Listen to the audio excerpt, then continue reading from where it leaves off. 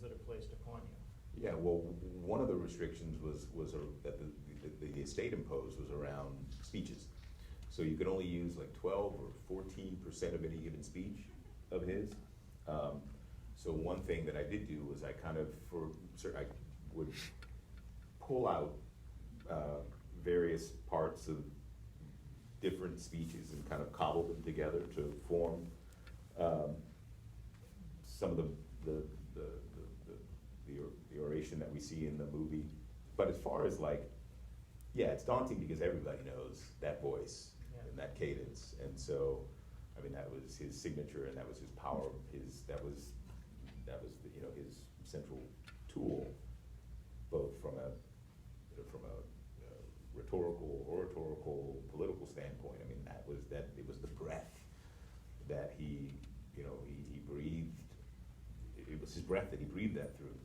But that said, I'd been studying that role all my life. Since I was a young boy. I was mesmerized by him and by what he meant, by his words, particularly by his voice and by the music of his language. And in fact, in 10th grade, there was a teacher, Paul Piazza, at my school in DC, and I think about him a lot in relationship to acting, because he was at the top of the totem pole of those teachers who taught me language, and he